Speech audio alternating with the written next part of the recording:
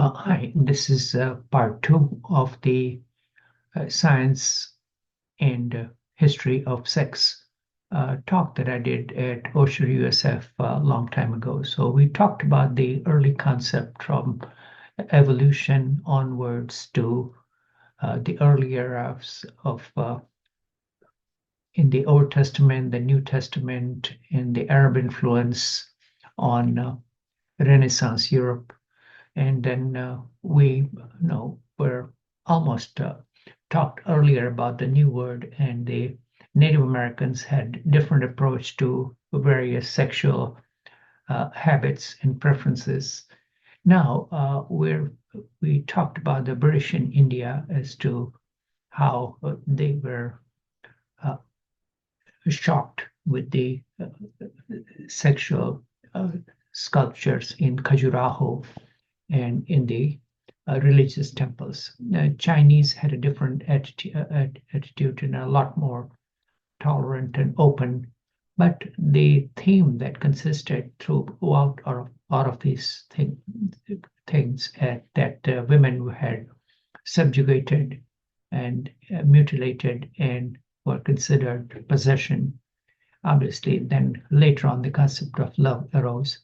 Now, starting from the early days, from in the Victorian era, there was always this fear of masturbation in the Aristotelian concept of seed being sacred, Christianity's influence as wasting, the manlyhood, was pervasive through the society. And so a lot of this continued even in the scientific era, that a lot of the discoveries of archaeology were hidden from the public. And we talked about the consent of law was uh, consent was as age of consent, sorry, was as low as 10, then 16, and so and at the same time there was widespread prostitution. Okay, so more on the Victorian era, that with the colonization of the New World, the French were a lot more liberated and they married Native American women, while the English stayed isolated. And at the same time, in the South, there was a lot of abuse of African American women that went on. And so, and on the other hand, the Victorian England continued the middle class morality, and and at the same time they were told not to respond to their own emotions and feelings and pleasure, and on one hand they were worshipped as angels of the household, and so-called to be worshipped and considered very delicate. And this may shock you, as some of the physicians, there was a doctor named Acton Williams who said that during sex, close your eyes and think about England. Okay, and so this was, at the same time, the famous critic Ruskin and F.A. Gray, they were totally ignorant about sexual act and probably never consummated their marriage. So at the same time, there was with the contact with the Ottoman Empire, there was this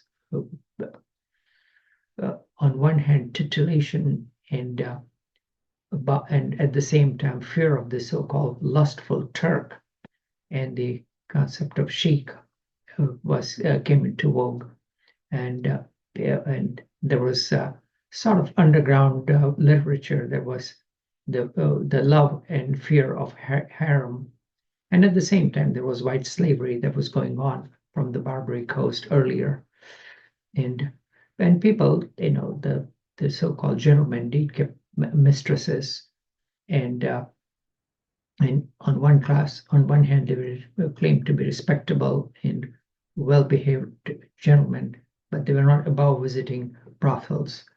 Okay, and so and then there was, so not surprisingly, venereal disease was rampant. And obviously, all of you, or at least most of you, are aware of the scandal about the homosexual trial of Oscar Wilde.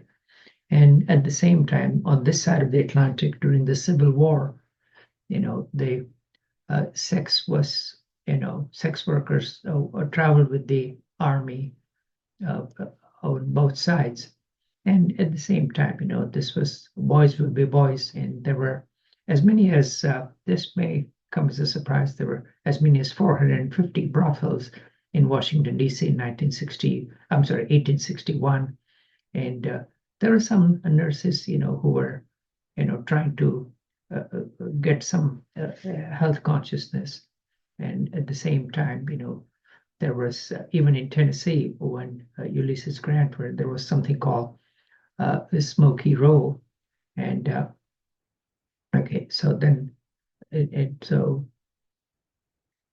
some of the women were, lived from their wits, and they were friendly with both sides of generals, and there was legalized prostitution in Nashville by that time.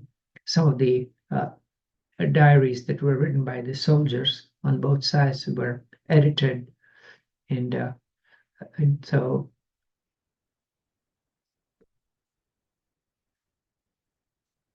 okay, and then there were syringes for contraception. There were vaginal syringes filled with alcohol. There were condoms available, from animal skin for the upper class. Okay, and again, the sons were treated differently. Okay, and the same thing went on in yeah, and obviously the reputation of New Orleans as sin capital and was very rampant, and there was widespread prostitution carried out same way. There was porn literature that was spread wide and wrong. Okay, and there were a lot of the generals, including the top rank, were womanizers and indulged in prostitution. And there were some gay trials by the Navy. Okay, Walt Whitman wrote poems about it.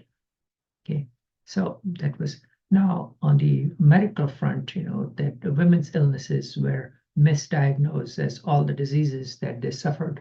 They were widely blamed on illness called hysteria, which was so-called wandering wombs. And the experts believed that this was a very common disease. And the treatment of that was this. Again, I don't know whether to shake my head or laugh. It was treated by pelvic massage and vibrators. Okay, perhaps this was the patients were not too opposed to the idea. Okay, and then any type of thoughts of sex were considered to be the symptoms. And any behavior was attributed to this. And this is not anything new. This went back to the Greek and the Byzantine era. And then it became much more prominent with the well-known French neurologist, one of the earliest neurologists, and a disease is named after him, Jean-Martin Charcot. And here he's demonstrating the hysteria patient, and probably there is some element of it, hysteria, and hypnotism was also used as a treatment. And here is demonstrating to the medical students. Okay, and the picture is self-explanatory.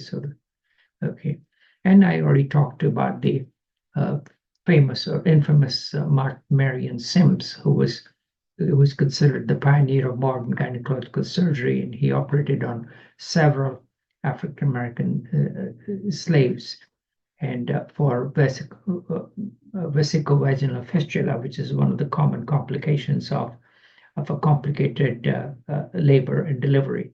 And he devised an instrument which is still being used, and as Sim Speculum. And then later on, he moved to New York and opened a very roaring practice. So those are some of the dark history. On the artistic side, that there are some, these pictures may be shocking to some, but that was art. This is by the famous Gustave Courbet painting, so this was almost about as realistic before the advent of widespread photography. So as one can imagine, that these were full frontal exposure of mostly of women. In the penis was considered taboo, and this is the female in sleep and the young bather. Okay, picture the origin of the word. Okay, as described, and this painting was considered so risque. It was not shown until 1988. Okay, so and I can understand that would upset the sense of so many people. Okay, and now on the other side, there was a rarity of a woman named Marie Bonaparte, and she was a psychoanalyst, and she did some serious anatomical research. Okay, and associated. Now, how true that was, that remains to be seen. But she measured distance between the clitoris and the vagina, and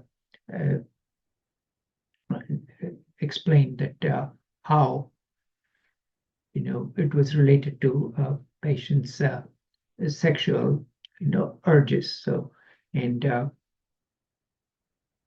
then again, she did some varieties of this thing. If the distance is less than a width of a thumb, you're so it related with sexual satisfaction or orgasm. So this has been, her findings have been confirmed by modern researchers. Okay, and and she also tried of varieties of different sexual positions for sexual gratification. Okay, so she was kind of ahead of her time, so. And so she tried to establish some solid anatomical correlation with anatomy and physiology.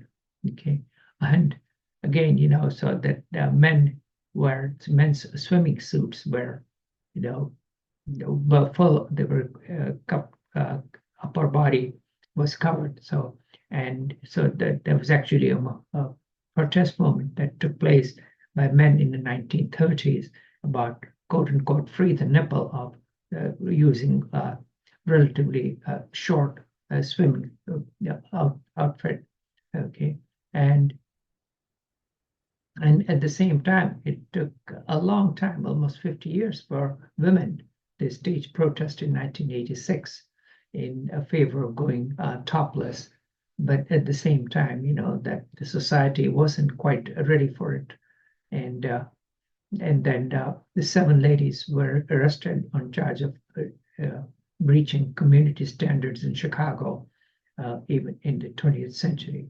And then obviously the one-piece swimsuit came into power. So, and at the same time, all of us, who are old enough remember as to how during one of the TV shows, Janet Jackson's, her top came off, and then the Facebook incurred $500,000 worth of fine, and then a delayed broadcast was instituted, as to so that this sort of wardrobe malfunction would not take place. Okay, but at the same time, a lot of the boys who were growing up, they've seen the pictures of African women and women from smaller islands, those were considered okay. And so people had different criteria for different cultures, obviously. Okay, and then again, women were put on pedestal, and that idea from the Victorian era continued in the United States, and and then the great debate that continued with the women's suffrage. Okay, and they were considered emotional, and the Hollywood had a different criteria, and you could see that, the Sheik of Araby, was considered a very risky movies, that this was Rudolph Valentino was those, and that time before that there were no any censorship that was in, and so that at the same time, the Mormons were indulging in polygamy. And finally, some type of censorship was imposed upon Hollywood. Okay. And at the same time, that a physician named Dr. Long wrote a book about sane sex and sane sex living. Okay. All sane people should know about sex nature and sex functioning. So, okay. So this was, again, trying to impose Puritan logic or mores on the rest of the public. And at the same time, any pornographic literature was considered, illegal, and the Comstock laws were imposed very vigorously by that time. And so this was, and again, on the British side, the Emily Pankhurst was the, leader in the suffrage movement. Okay, so, okay, so just a second. Okay. Continued with our journey through the good and bad, and how the history of sex evolved through the entire world. Now, on the other hand, the Dutch had a different way on life. A Dutch gynecologist, I'm not going to try to pronounce his name, and he published a book on ideal marriage. And he did some real scientific research on ovulation and menstrual cycles, and based on calendar-based birth control method. Okay, and that was obviously, understandably, this was scientifically based and was a very popular book. Went through 46 reprints and sold almost 500,000 copies. And not surprisingly, the Catholic Church banned the book. So this can be said that better late than never. This was the later European Kama Sutra, with some real medical knowledge. Now, at the same time, he suggested the role for cunnilingus and cleanliness. Okay, so this is, the changing of the society was slowly but steadily coming through.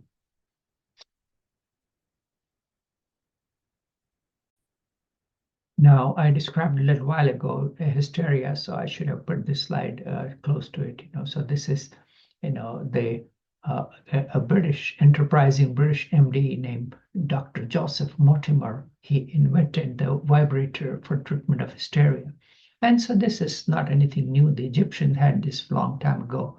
Okay, and then we already alluded to Dr. Charcot and Freud. Okay, so he claimed. This was, so this was treated for varieties of illnesses, okay, for wrinkles, for headaches, so any type of illness, this was treated, by this newfangled gadget. So medicine gets off on wrong tangents more often than we realize before we find the real science behind it. On the other hand, a physician, named Dr. Dickinson, did more systematic work on human sex anatomy. He founded a National Committee for Maternal Health. And again, he was not opposed to masturbation. And he wrote several books on Birth Atlas, okay, a medical study of sex adjustment, okay, sex education, Atlas of Anatomy, contraception. Okay, so he did some real, now again, remember that this was the era of eugenics. And so birth control and a good hygiene and breeding or producing healthier babies was emphasized. And he had, while not surprisingly, he had wide-ranging influence. He went on later on to influence Dr. Kinsey.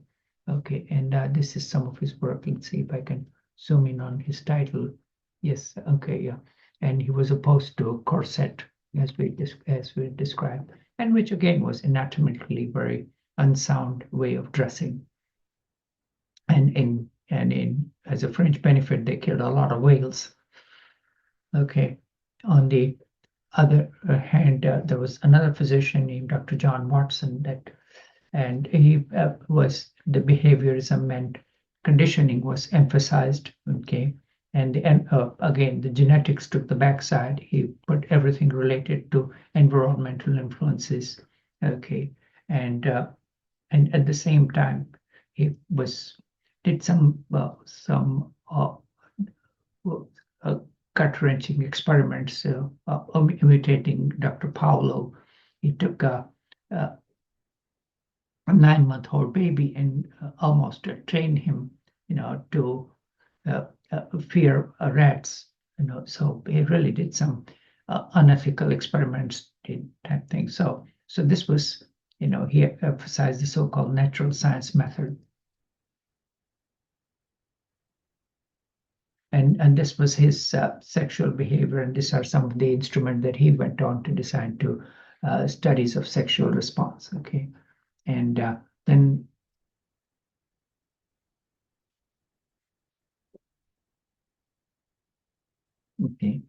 okay, so then in his work, he was involved in scandal. He was with one of his students, and he did maintain to do studies of sexual arousal, orgasm, and we talked about the white rat response, and said, and he emphasized the importance of good sexual hygiene.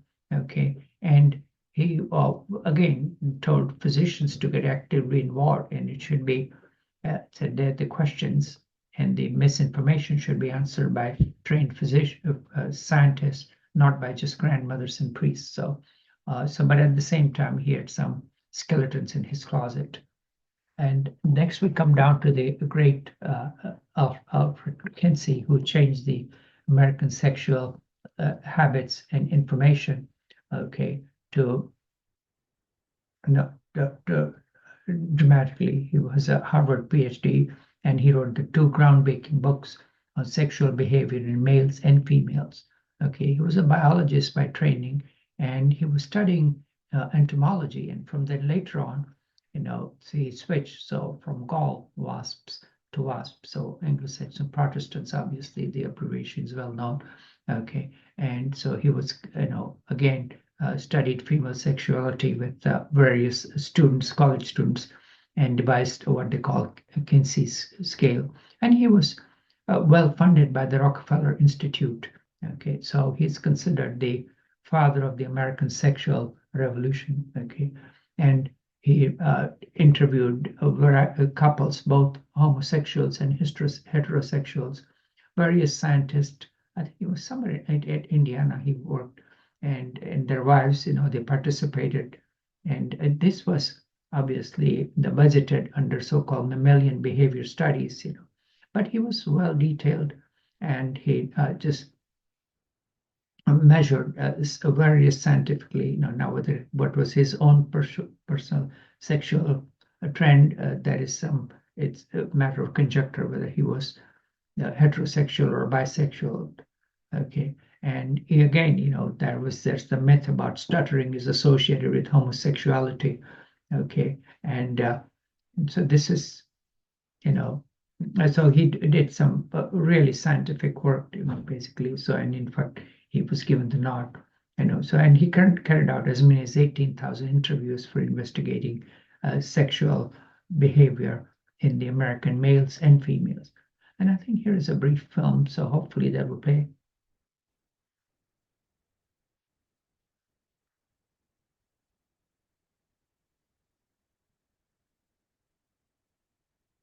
Hello, I'm Dr. Alfred Kinsey from Indiana University, and I'm making a study of sex behavior. More than one? I've learned that the gap between what we assume people do sexually, what they actually do, is enormous.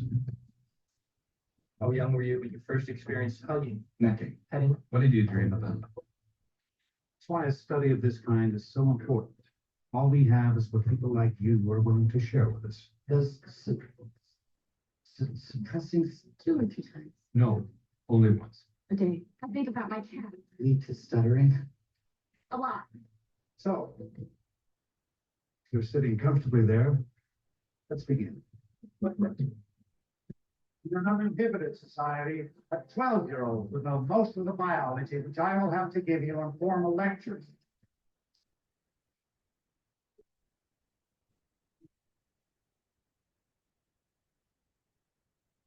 Dr. Kinsey's findings are shocking. Are you surprised at the success of your book? No, it shows that the world has wanted this done. Dr. Kinsey. Here. Hoover is still annoyed that he won't help him find homosexuals in the State Department. It's advisable to stick to what's normal. You don't want to shake people up. Of course not. Did you stop? Dust, they are messing once again.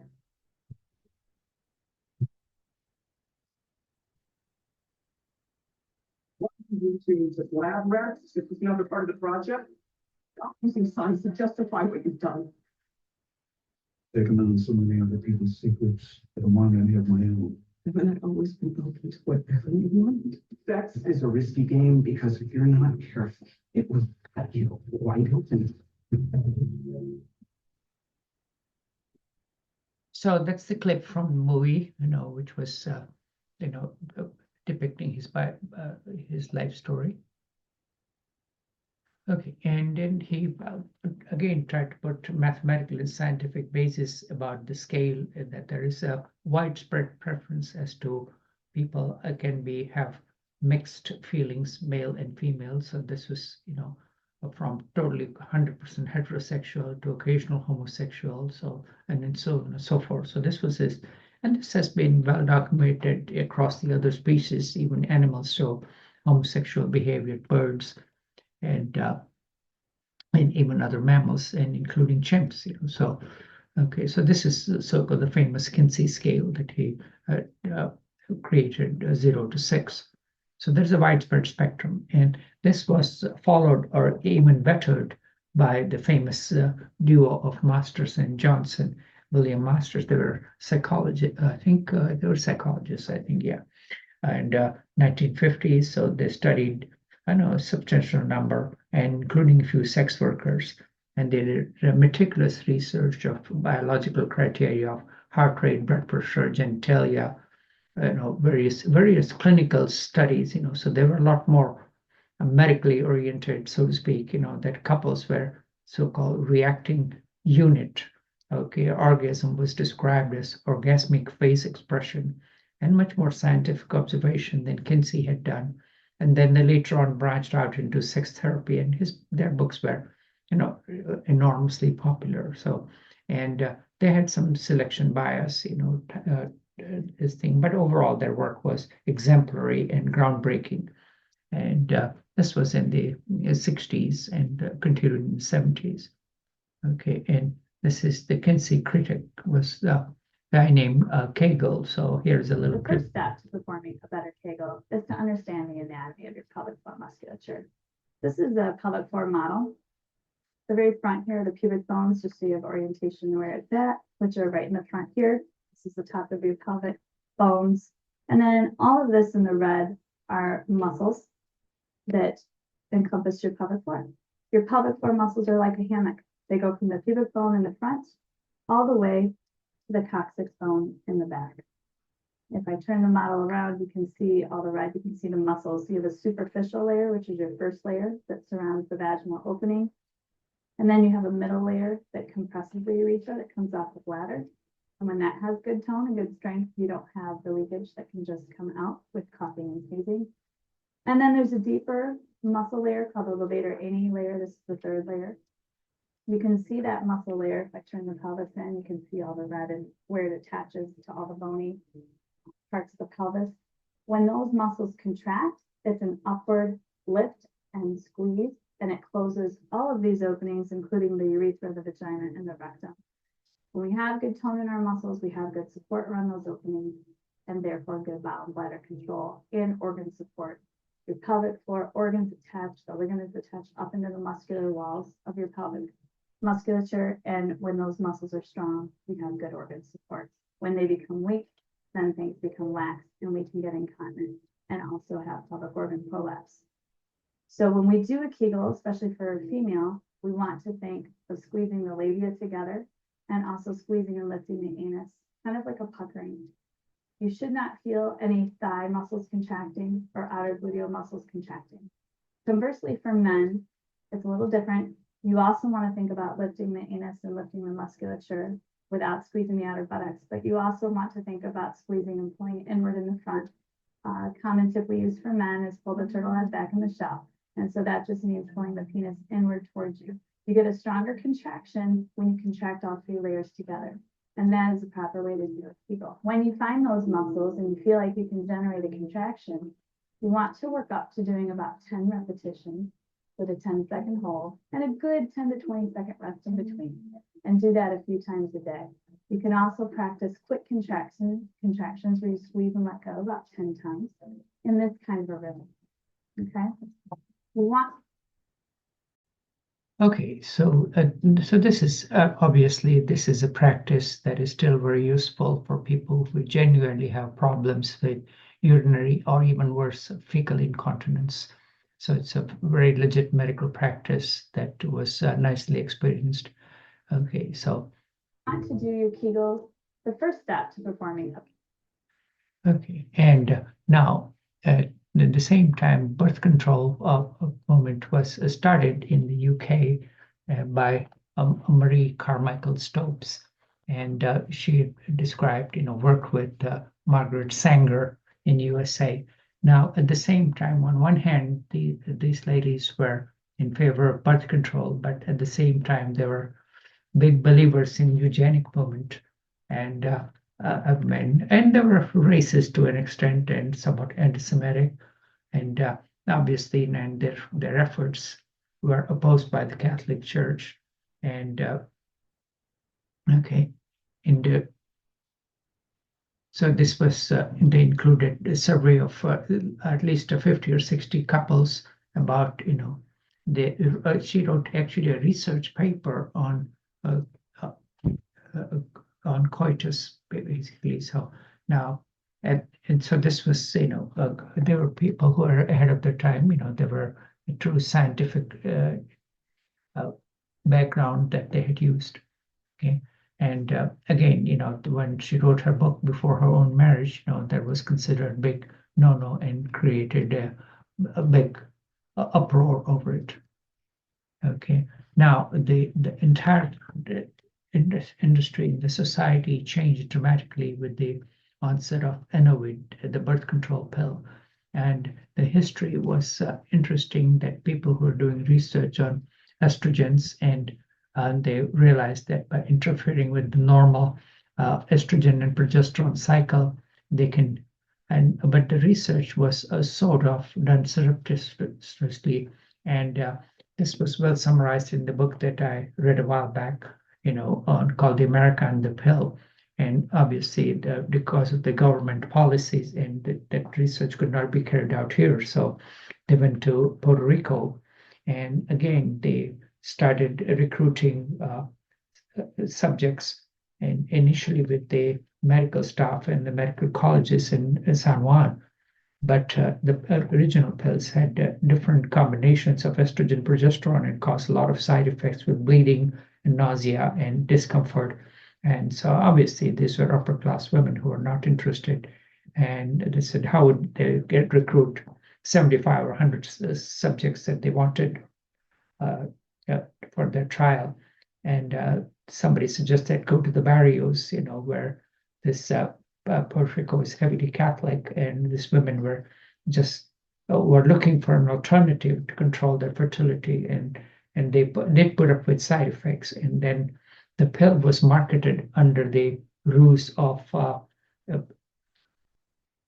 may help menstrual irregularity, and it was written under says may prevent conception. So again, a lot of the American women, and the floodgates literally broke open, and a lot of women went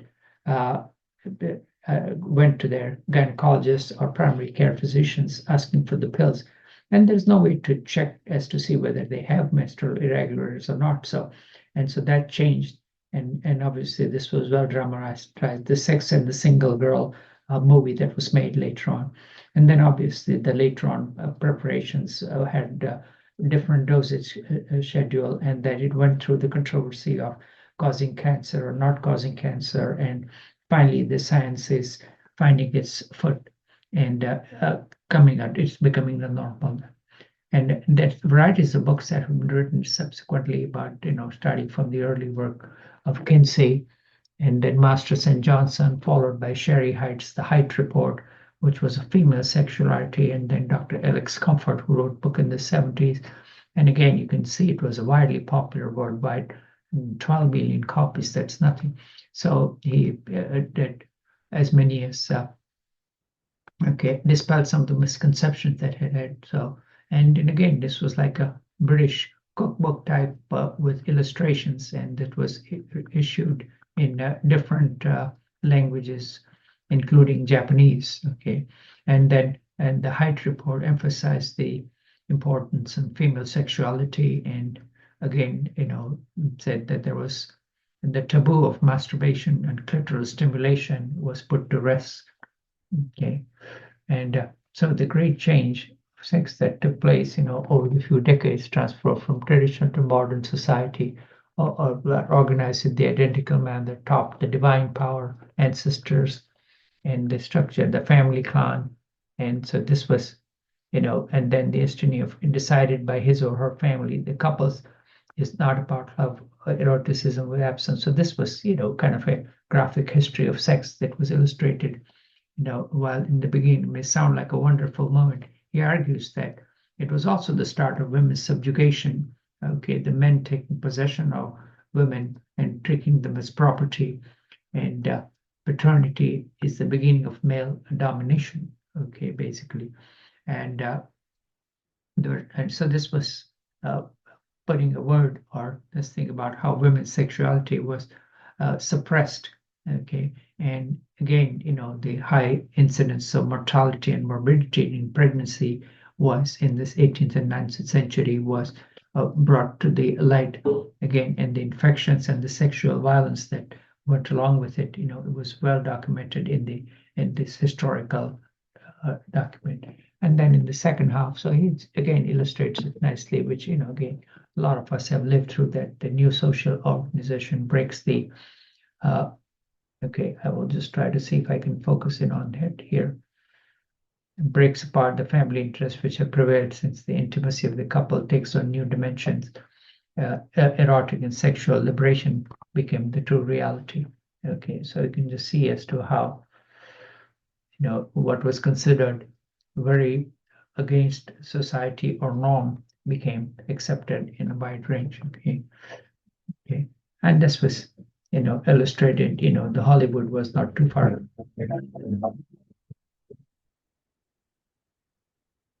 When you see gentlemen be round the lady be buzzing. Just count it, then count again. There's sure to be an even dozen. Multiplication. That came of the game. In each generation. They're the same. I never feel the clock. Yes, we never out. Both in the same direction. You never forget, never gonna let get. Gonna fly election. Multiplication. That came of the game. Each generation.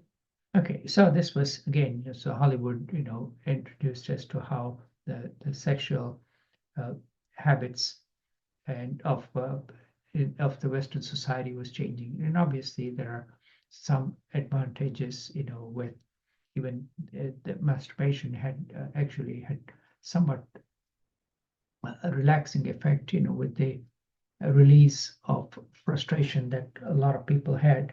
Okay, and there was some relationship with prostate cancer as well. Okay, and now this was, the always controversial Poet Larkin, type of thing. So this was okay, and the book which used the F word, was banned. The Lady Chatterley's Lover, okay, by D.H. Lawrence, and was banned in UK and other countries in the British Empire, and this was sexual intercourse began in 1964, between the end of Lady Chatterley's ban and the Beatles' first LP. So that was his cynical way of looking at it. Okay, and but then I'm sure those of you who read Philip Roth and this is, and then again, on the this side of the Atlantic, Philip Roth, did his share in writing the book about the Portnoy's complaint, which was really a very startup this thing. So, and this was some of the reviews of the Profumo affair, which was a big sex scandal, which shook the British government and caused the collapse of the Tory party. And the minister had to resign when he was carrying on affair with Christine Keller was a young prostitute. Okay, and on this side, obviously, you may remember Dr. Ruth, who just died, I think last year. She was a Holocaust survivor, and was in favor of birth control, radio show, TV personality, ethnographer. So she was a force to be reckoned with, and she died at 93, I think, just last year, or even this year. So, and then again, some of these words we have lived through that, so we just need to tell we've come either for the good or bad, starting from 1950s, the Playboy magazine, to Lolita, which was banned, to Marilyn Monroe, to hippies, to Roe versus Wade, the great women's liberator Betty Friedan, the acceptance of pornography with the highly successful movie Deep Throat, which depicted oral sex, and then first depiction in a major Hollywood movie of homosexuality in Midnight Cowboy, and then the gay riots at Stonewall, and Phyllis Schlafly, who defeated the ERA bill. And then later on, we've gone through all the things. And again, the pendulum has gone for worse. This was, sort of disgusting how the Yale frat boys, just took, to use the fraternity for abusing women. Okay, which are pretty self-apparent. So this was evolution of sex, and I think we can probably, this may be a relatively short, but let's see. I think we're coming to a stage, so I'll stop here and continue with the next part. Which includes, I'll have to check as to see what it has. Okay, and I think I'm going to stop at this stage and continue with the evolution of sex next time around. Okay.